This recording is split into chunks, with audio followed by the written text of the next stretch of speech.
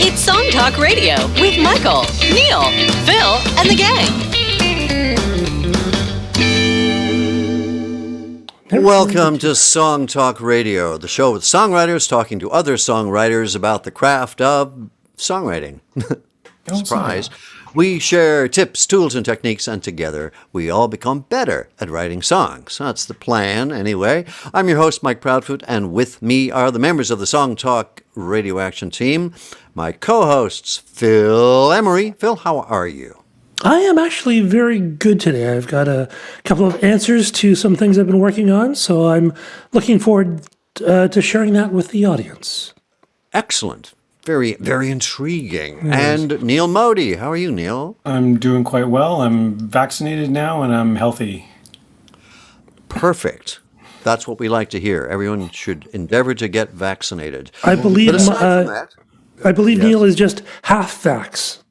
You're not fully vaccinated. You're half vax. Yeah, I think most all of us are still in the half vax stage, but we'll get, by the summer we'll be full vax. Yeah. Depending on when you're listening to this podcast, maybe it's 2024 and you don't care anymore. That's exactly. True. And the robots have taken over. We're living in a dystopian future, and the vaccines cost, extravagant amounts of money. However, what a dark, bleak future we're living in. Oh, man. So during our cheery show, please feel free to send your own depressing comments and questions to @SongTalk Radio, Twitter, Facebook, or Instagram, or you can use the email at feedback@songtalk.ca, and then once you send it in and we read them, and as long as they're nice and they're not obscene, then we'll share them with our audience. And also, if you visit us at songtalk.ca, you can find out how you could possibly be a guest on the show, which would be nice also. Phil, what have you learned lately since last we spoke that you'd like to share with the audience? Well, a couple of things. The first thing, I got some messages asking me about my drums adventure. And so I did want to report back on that. So I have determined that the actual drum set that I got from Donner Music is actually working correctly. Oh. But the issue is that the manual is so poorly written, and it's an interesting situation. The actual physical drum set is actually very well made, surprisingly well it's $450 Canadian delivered. The quality of the hardware was very good, but the issue was the actual brain, where all the where the sound comes with, and like some of the buttons lit up and some of them didn't. And it didn't seem to work. And I reached out to the company, and they kind of could never respond in a way that made any sense. But after working with it for a while, it actually does work the way it's supposed to. But it seems like the software was kind of not complete. So you can actually do changes to, the sounds of the drums, and then you're supposed to be able to save it. So you press a button and it says save.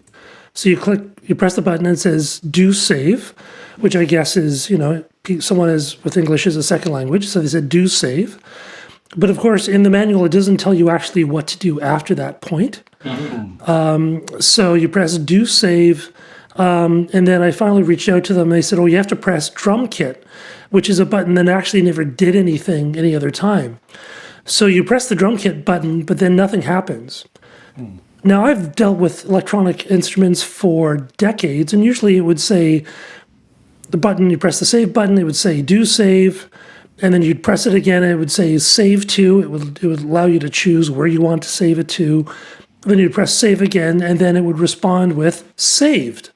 But this doesn't do it. It just basically nothing happens.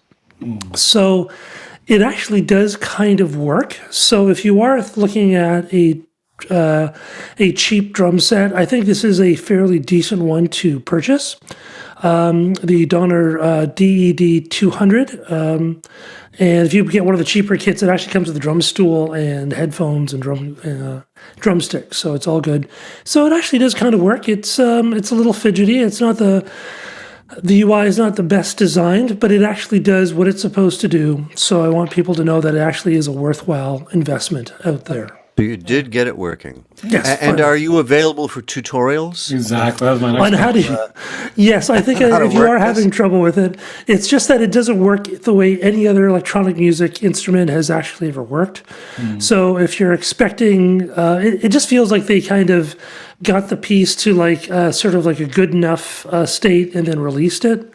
Whereas I think maybe if it was more expensive, I would have expected all the buttons to light up, things to acknowledge your actions, as opposed to it's very strangely laid out. But then again, for $400 for a snare, two toms, a floor tom, and a working bass drum with a bass drum pedal, that's a pretty good deal. It's really good. It is. It is pretty good. Yeah. So the second one I wanted to actually ask our listeners about. Phil? Thank you. Yes. The second one is I've been trying to record all my songs. I have a huge backlog of songs that I've written for the various bands I've been in, and I've never quite got to it. And then I'm starting to think, okay, I want to actually get these down. So I want to ask how other people work with this. Do you just get the songs down in some kind of a fashion and then move on to the next one, or do you try to complete it to releasable state? And I started to try to get them to releasable state, which often will include lots of overdubs, because something that's releasable has lots of counter melodies, like extra guitar bits, little sort of noodlings, but of course that takes a lot of time. So I'm wondering how you guys, Neel and Michael, how you work. Do you get it to a releasable state, or do you get it to like, here's the song is down and then I move on? Or how are you actually doing it? Because I'm worried that if I were at this pace, I may never get all my songs recorded. Neel, how do you do it? Of course, the answer is it depends. If it is just a one-off song, then yes, I will take it to its completion before I start another one. However, but it sounds like you're doing a group of songs, whether it's an album or otherwise, it's still a group of songs. So when I was doing my EP, I actually put together a Google spreadsheet that had every song listed from top to bottom, and then left to right, I had columns for songwriting, arrangement, bounce down of all of virtual instruments, mix or pre-mix, mix, post mix, mastering, whatever. And I would, as I completed bits and pieces of each one, I would put in, okay, 50% of the arrangement is done on this one, and update my sheet, and then move on to another one. But I think the benefit to bouncing around between them is that you learn stuff as you do it. Right? Because what I ended up doing is that I got close to the mix on a couple of them, and then I realized something critical for the mixing at song number 3 or 4, and I'm like, okay, now I'm going to go back to song 1 and 2 and change that 100% mix down to 90% and do that other tweak, right? So I think the kind of iterative process is probably better, and plus it's sort of gets your mind working in different ways, right? Because now you're working on a different song, so you gotta shift your gears a little bit instead of going down one hole too deeply, And then before you know it, if you chip away at it bit by bit here and there and bounce around a little bit more, you'll keep the creative juices rolling, and you'll find that you will get it done. That's my advice. I know. That's interesting. In some ways, I agree with you totally. In other ways, I work completely differently. But first, I want to ask, what does iterative mean? It just means that you do these like short sprints, right? You can see the end line, but you're just gonna you treat the whole thing as one project, but you break it up into smaller pieces and say manageable pieces. So I'm just going to complete up to this point on this one, and then I'm going to move over to this aspect or this part of the project, which could be a different song, and I'm going to go to point X on that one, and then I'm going to do the same on the other one, and then I'm going to come back and just bounce around like that, as opposed to doing one whole thing at once. Especially, like I said, because the different parts could influence each other. Well, that's the part where, yeah, I agree, and that's a way I work. But the other way about the spreadsheet, like I had 20 songs before I even wrote down the lyrics, and then I started losing them, and I thought, okay, I got to write this down. But I do a rough, and it could be that, it depends on the type of music you're making as well, because I tend to record them just roughly, just so I can sort of hear them a bit more objectively, so I can work with the arrangements. And then once I've got a bunch figured out, once I've got the arrangements and lyrics and, harmonies maybe a bit figured out, the vocal melodies, then I'll start doing just a couple that get a bit more deluxe treatment. But I agree with you, Neel, that if you have a bunch to do, you're going to be approaching them differently anyway. But so you don't always want to go at them the same way. But no matter what way you're approaching the song, each one will inform the other. So it's good to have a couple of balls in the air. I would say the only difference is if you're paying for studio time and you've got to get your shit together and have everything really sharp.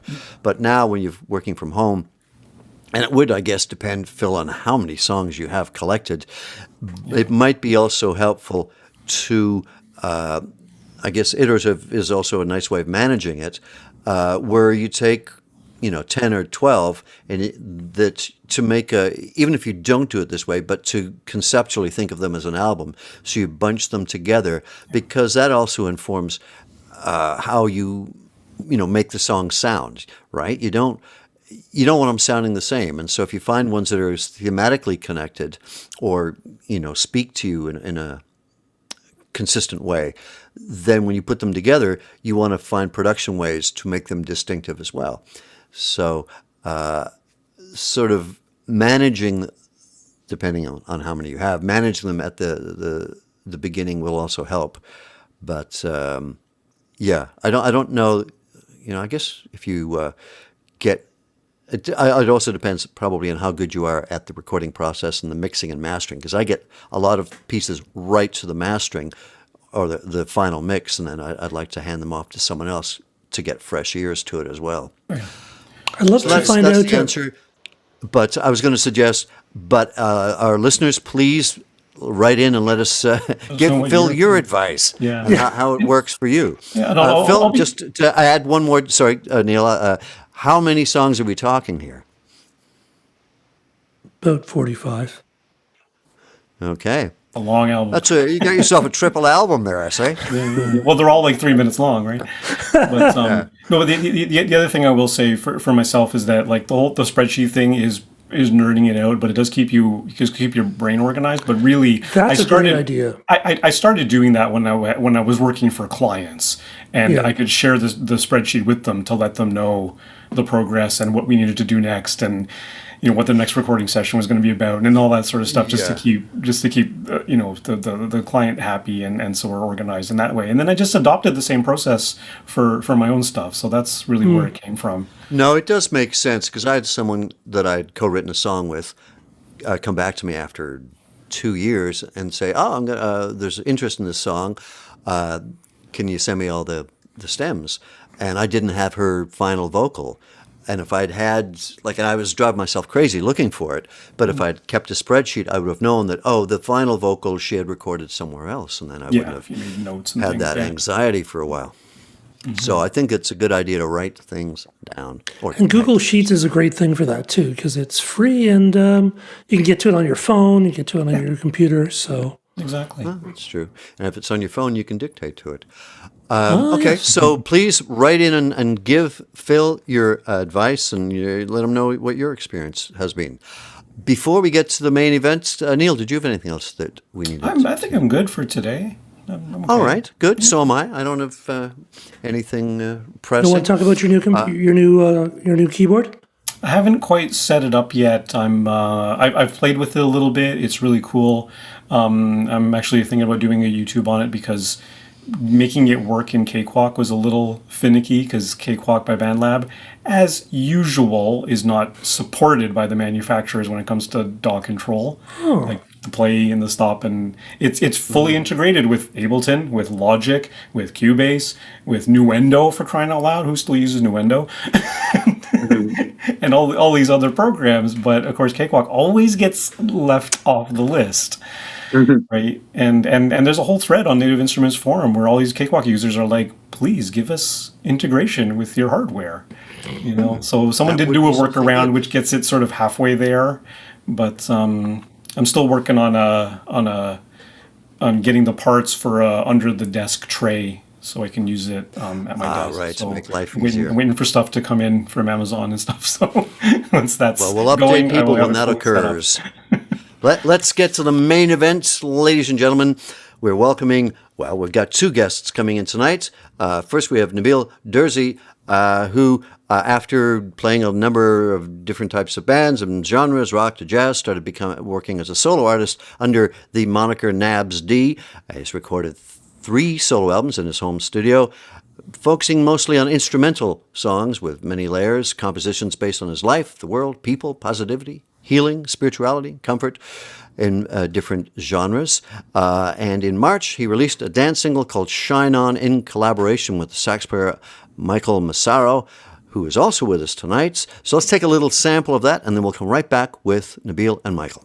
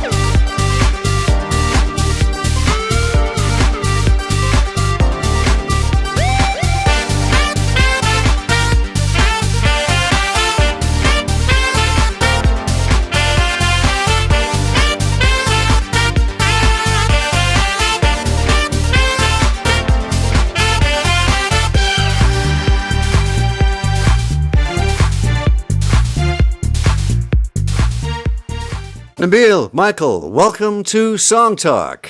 Hello, how are you? Hello. Pleasure to be here. To have you. Thank you. Thank you for having us.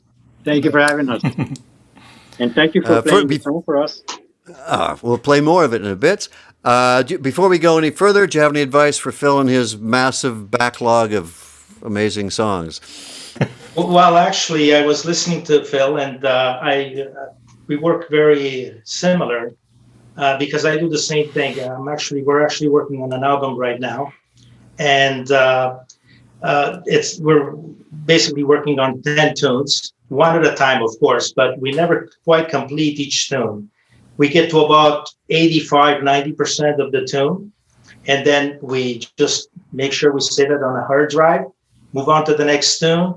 Basically, most of the work is done in terms of all the live musicians, all the overdubs. We do a rough mix. We get it to quite a good mix, actually. And then we put it aside and move on to the next track. And the reason why we do that is because at the end of the day, when we're done with all of them, we want to make sure that there's a connection between all the tunes, number one. The levels are where they should be. And also, it gives us a chance to look at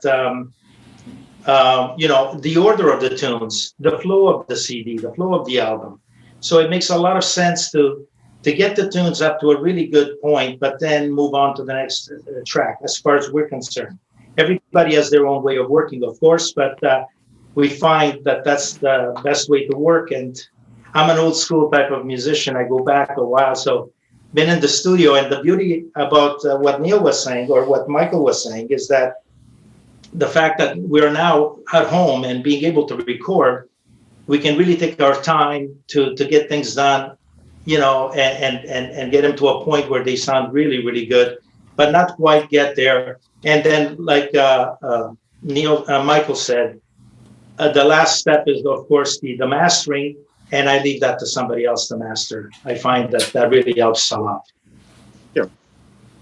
Bill, anything else that can help Phil with his mountain to climb? Yeah, I agree totally with Michael. I mean, we've been working together for the album that Michael was talking about, and we're working for a particular client, and he usually starts his ideas in my studio. He throws all the little ideas, and then we pass it on to I'll do the rough mixing, and then after that, Michael will lay down his sax track, and then I kind of create a rough mix on everything, so we can send it to chart it. We have to chart everything, so we can have everybody have a good idea on the song and all the whole idea of the song, right? So that's what we do usually. So yeah, it's true. In my case, since I don't have any album going on right now, so I like. It depends. So what I do is I usually work on one tune at a time.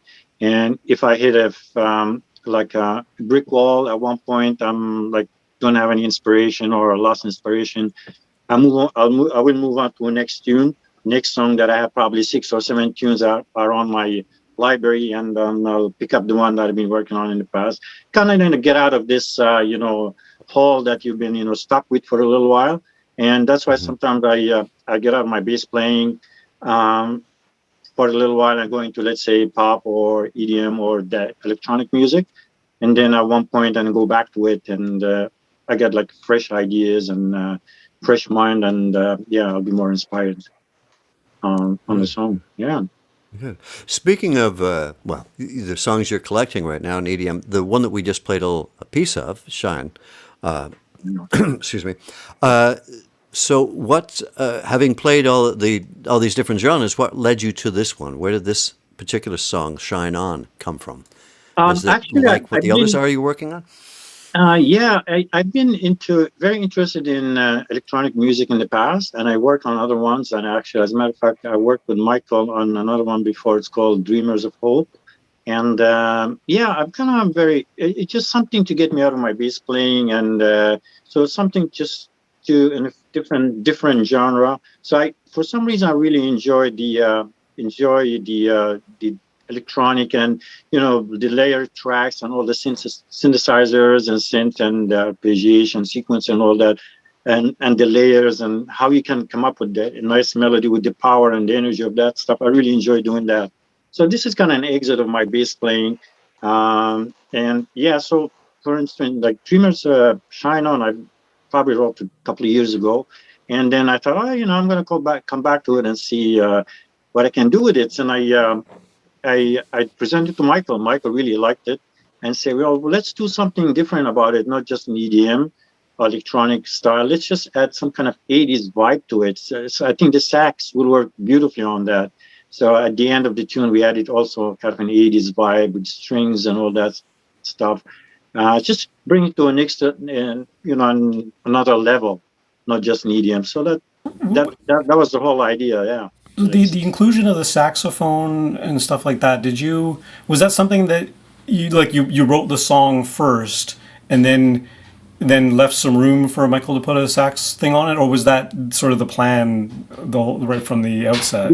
Yes, the main melody is already been written, and but definitely needed a saxophone, and I knew that saxophone would fit perfectly for the main melodies, and also harmonizing the melody. I thought that would be perfect.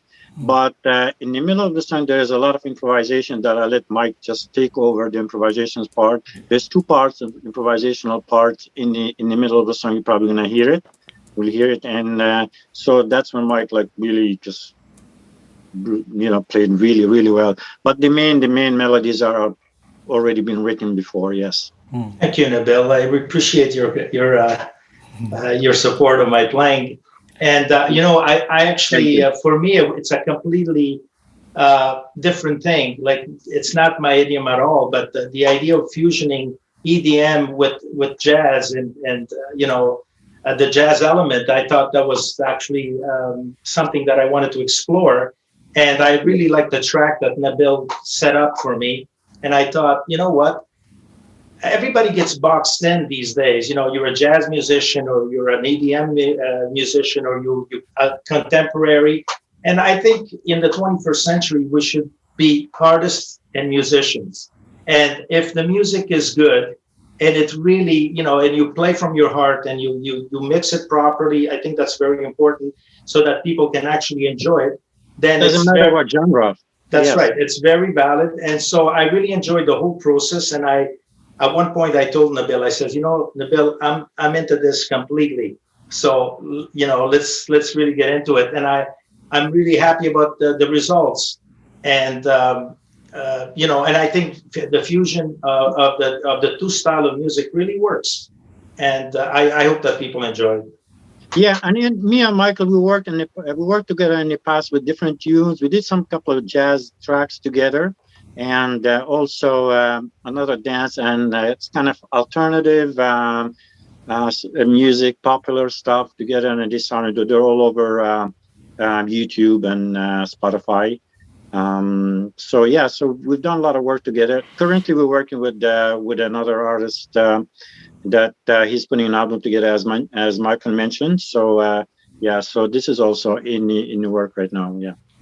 Yes, there's also one other tune, guys, that we like to talk about, that Nabil and I, and also a co-writer of mine that I've been working for the past 30 years. His name is Lou Bartolomucci. He's a guitar player, composer, recording artist himself.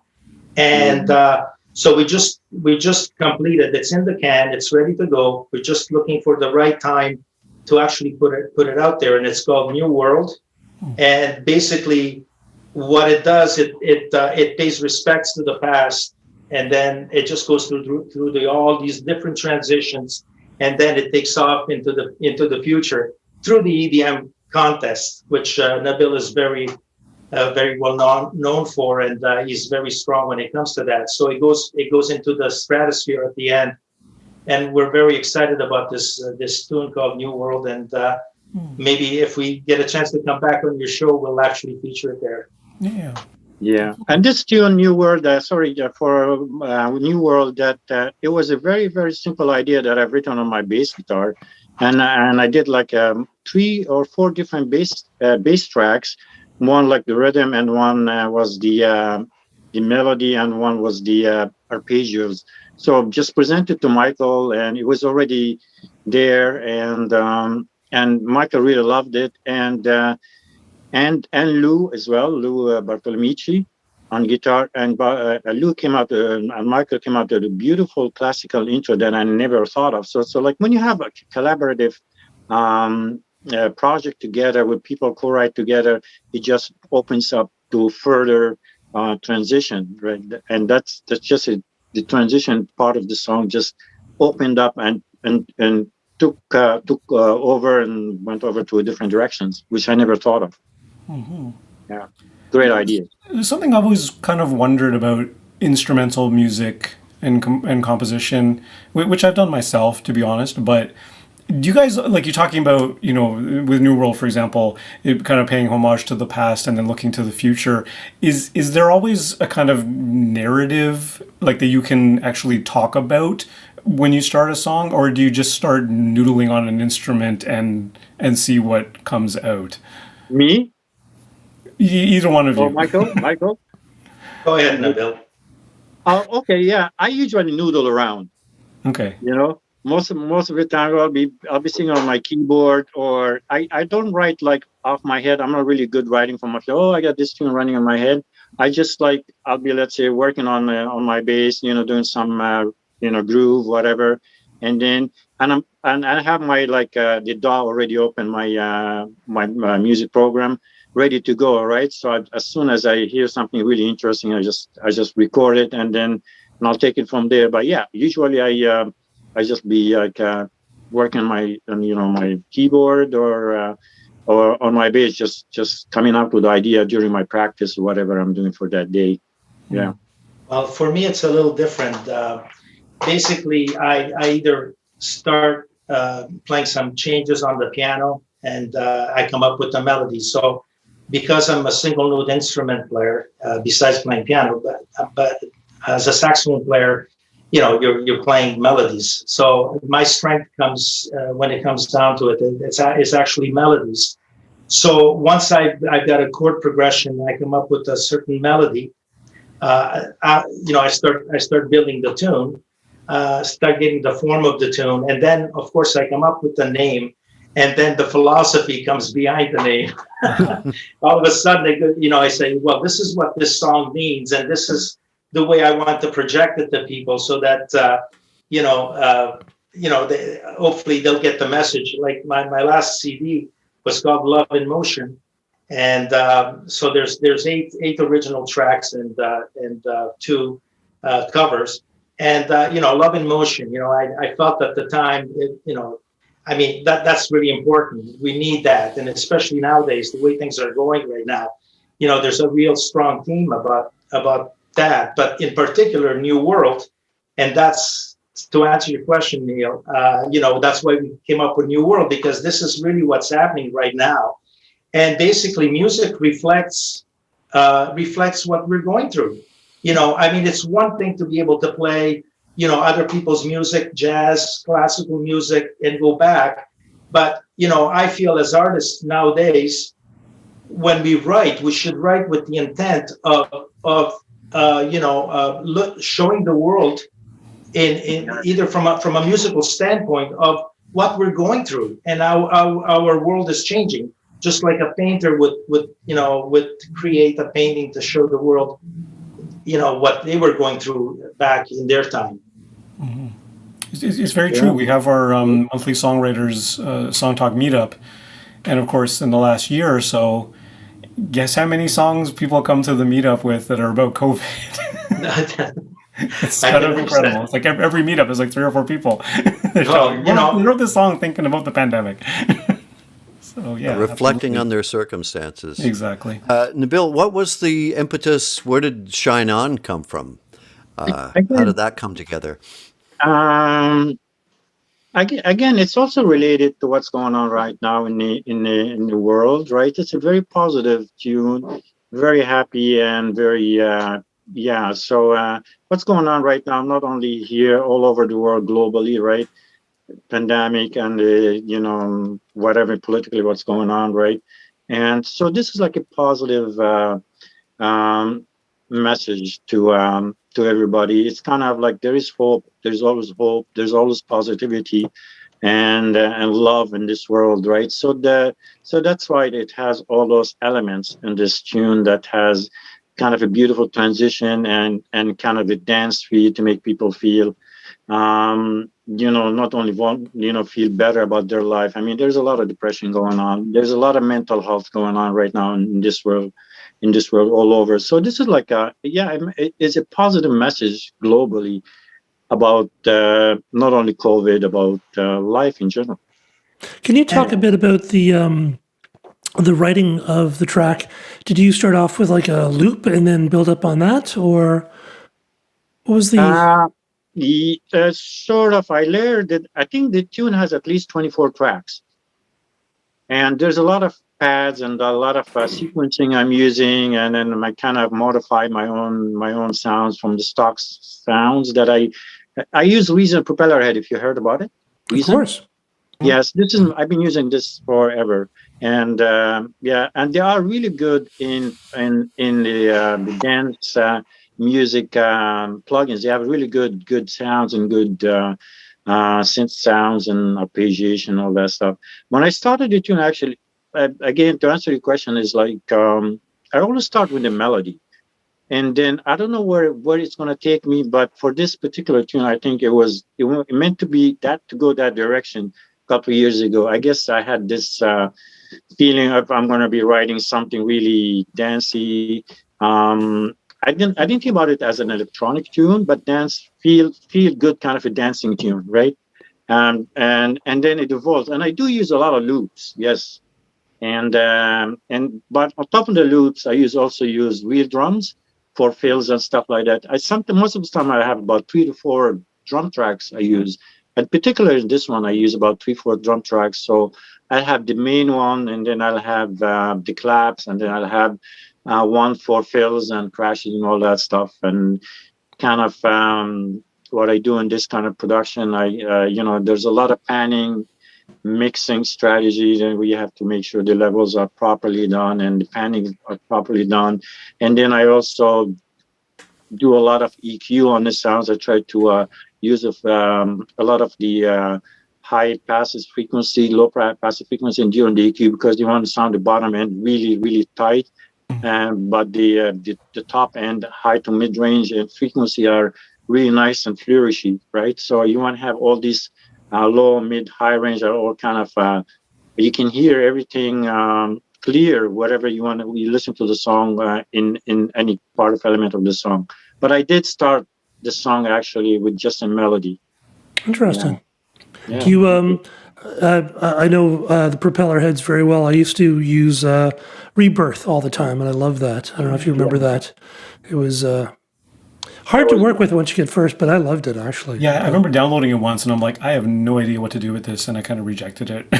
Oh, yeah? I don't know what to do with this thing. I would buy it again, but Roland bought it and killed it. So. Oh, no. Yeah. Actually, I've been using, as soon as Recent came out, I think 2004, I've been using it ever since. Even though I have on my computer Steinberg and Ableton Live, I'm very comfortable with Reason for some reason. Even works very well with pop music, funk music, bass. And when I do funk stuff on my bass and all jazz kind of fusion, they have all those elements in terms of loops and drum tracks and sounds like pretty good. You can always buy them or download them from their own VST or third party. It was just like we were saying on our tips for using your DAW, digital audio workstations a few weeks back. The best DAW is the one you know how to use and you can produce music on. Yeah. Ableton is pretty interesting, though. Its approach is very different, and I've kind of wanted to play around with that. But It's shift free with so many interfaces. It's like ridiculous. Every interface maker is throwing in Ableton Lite. Which one do you use, Paul? Which DAW do you use on your? And Michael, I guess for both of you. I use Logic. Phil, you use? I'll use GarageBand for fast sketches, and then I usually use Cubase, just because back in the day, my friend was doing this stuff, and I said, "What DAW do you use?" And he says, "Oh, I use Cubase." So I use that because that's I think should be the main thing. You need to have a friend who knows how to use it, so you can ask them. Because before the internet, back in the day, before the internet, you had to like read books and magazines like animals. Like animals. It was terrible. It's dreadful. Before we go to talking about DAWs again, I'd like to just play the whole song so we can hear it in its entirety. Nabil, is there any particular parts we should listen for? Or anything that's, that's a transition? Depends on how much time we have. I also want to mention we also did the extended version, the 10 minutes version as well. Oh, wow. Which has already been released. So what I did is maybe I'll send it to you guys, whatever if you want. But it's a 10-minute extended dance mix, and it's already on Spotify. 10 minutes of just beats and loops and all that stuff, and integrated with the song itself. But if you want to, I would say, Michael, which part would you think we should listen to? The end of the part, the last? We're going to listen to the 5-minute cut that you sent us. Yeah, we'll play the whole 5-minute cut. I think the one thing that I like to add, as much as it's a dance tune and it's very positive, and we want to get people moving, because with these lockdowns, everybody's been like, we've been a lot more sedentary than usual, right? Mm-hmm. So the whole idea about this track is to get people moving and dancing and get them going again, because we all need to do that.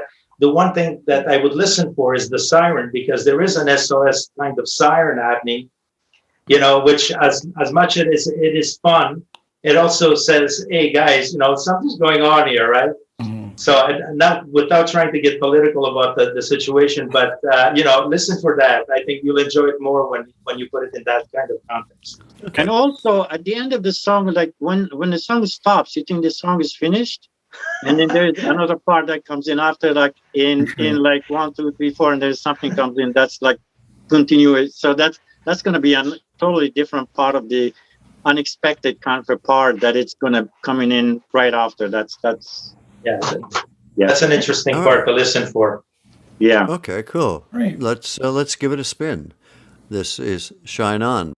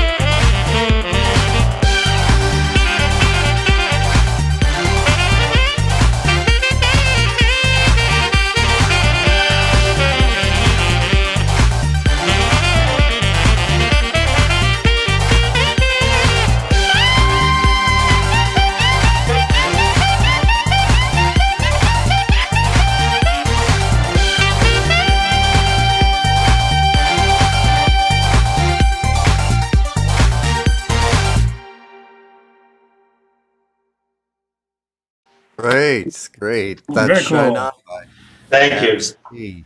Thank you. And Thank you very much.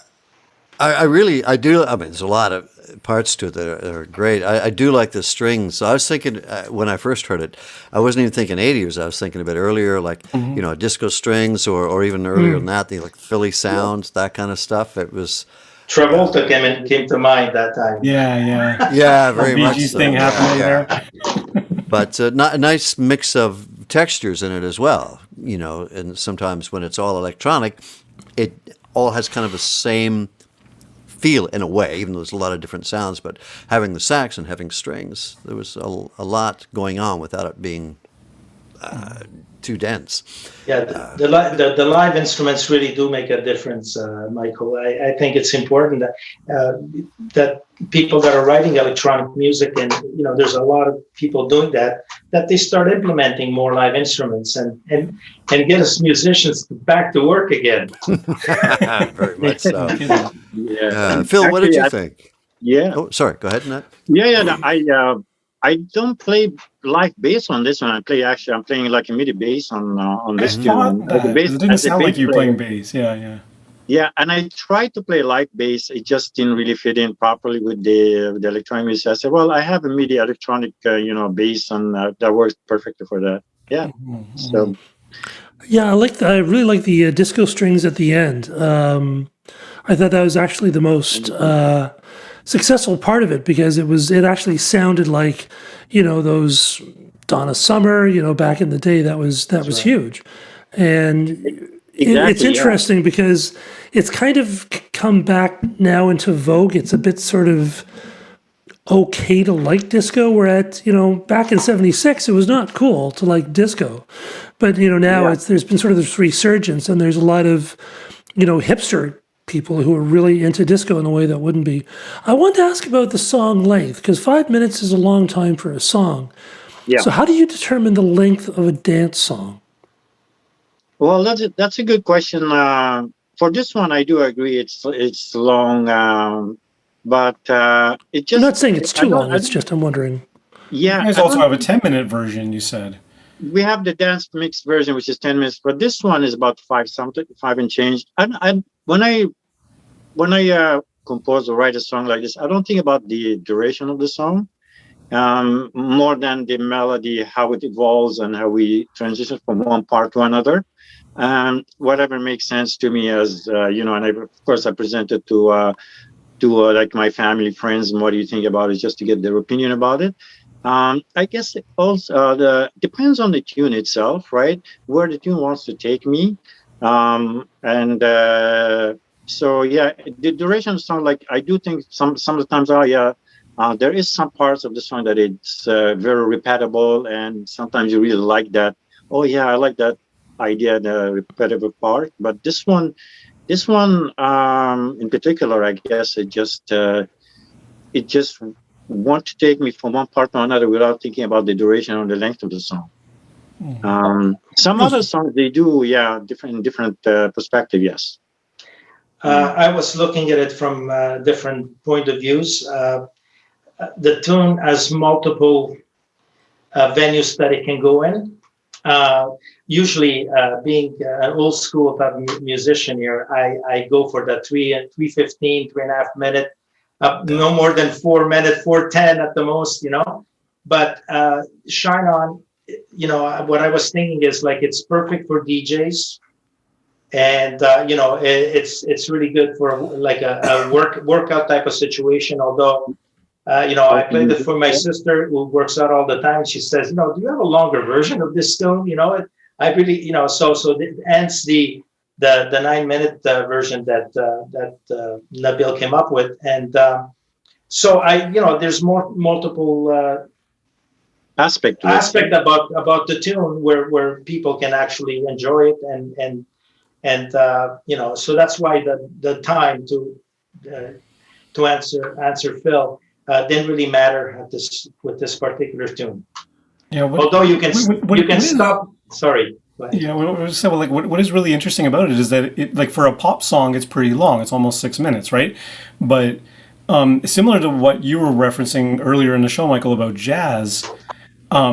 I kind of almost saw it as a fusion piece in the sense that, like, when I was in high school, I played piano for a fusion band, and the way every song was structured was there was a riff, like a central melody, and then everyone would take turns soloing on that riff, right? So on piano, it would just comp, the bass would be playing just the steady, the underbelly of the song, and then the saxophone would take a turn, trumpet would take a turn, the drummer would take a turn, and we all take a break and go get a drink or something because we knew he was going to go on forever. And then we come back and he's still soloing. Okay, fine.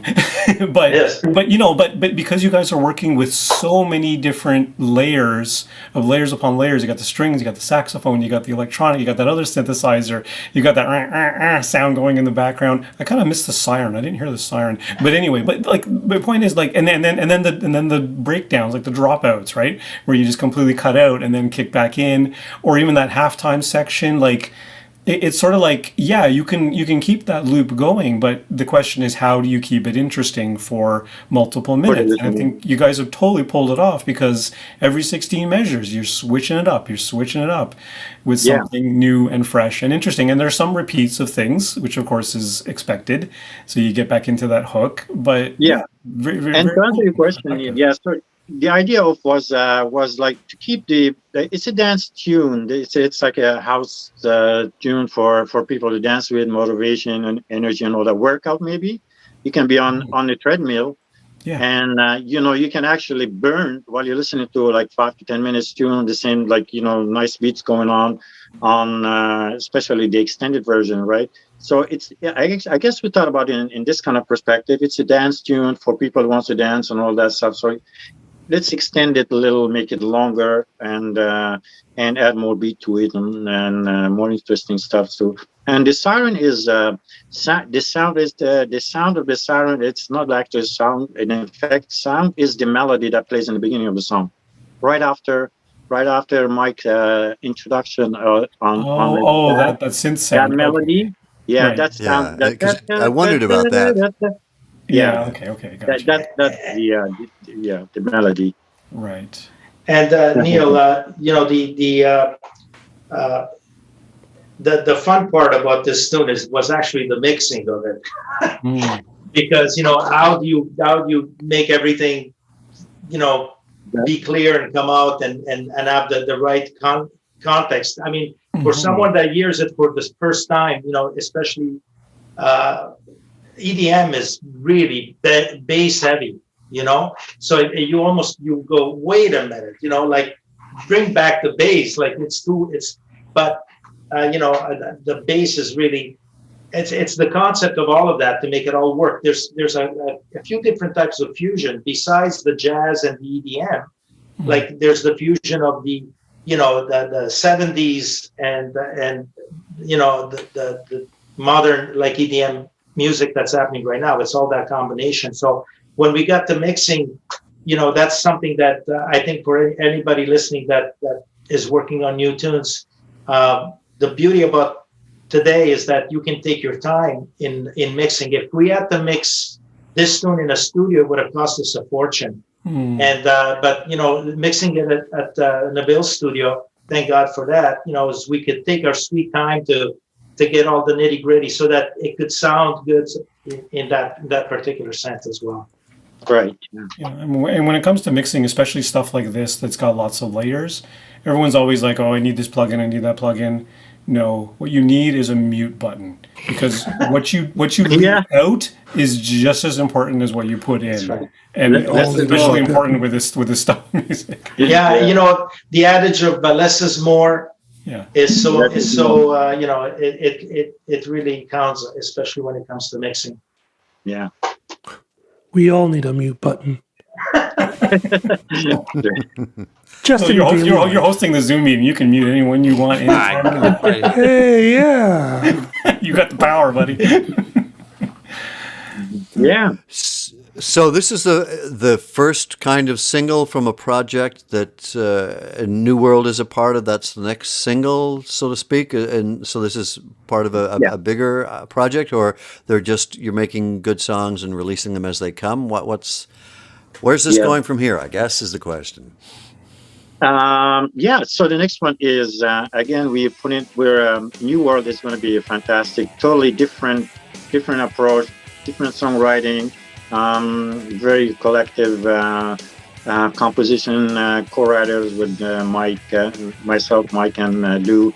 So we're all putting all our ideas together. So it does have at the end of the tune has a bit of a dance feel to it, like a disco feel to it.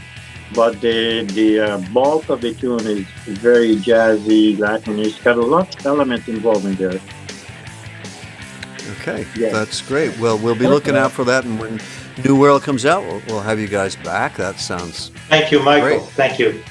Thank you, guys. Thank you very much. You may hear that music in the background. That means that's all the time we have for tonight's show. But thank you both very much for being here. It was great to have you join us. And we will talk to you again. And for our listeners, please send us your impressions of the show tonight to us on Twitter, Facebook, or Instagram to @SongTalkRadio, or do it the old-fashioned way by sending us an email at feedback@songtalk.ca. I guess the real old-fashioned way would be to send us a letter or a postcard, but we don't have an address that way. We do not exist. We don't exist. We're just virtual. Yeah. And when you're on our site, songtalk.ca, you can check out live performance videos and other full episodes. And there's also a link to our YouTube channel, which you can subscribe to. So I encourage you to do that. You can also subscribe to our Song Talk Radio podcast on Apple Podcasts, Google Play, Stitcher.com, Spotify, or Podcast Addict. And don't forget, you can also sign up for our free newsletter at songtalk.ca. So you can find on songtalk.ca links to all the books, products, and web services and everything that we mentioned during the show on our resources page.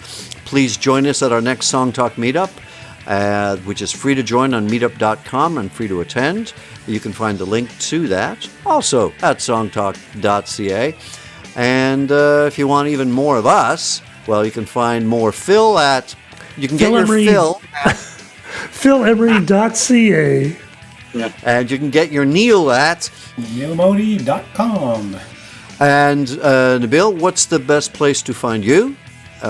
Where's your social media favorite? Facebook. Facebook? Yeah, you can go under Nabil Durzi. Nabil Durzi at Facebook.com? Facebook, you can search Nabil Durzi. Yeah, I'll be there. That would be best. And Michael, where do we find more of you? michaelmassaro.bandcamp.com. Excellent. Well, thank you both, gentlemen. Bandcamp as well. Yeah, sorry. Yeah. And Bandcamp. Okay, Nabil, we'll remember that. So stop by our website, songtalk.ca. You can see past shows, and see how you can be a guest. So thank you from all of us. What about your Instagram, Michael? Oh, me? Yeah. Oh, well, Instagram, Proudfoot420 for pretty pictures. We'll connect.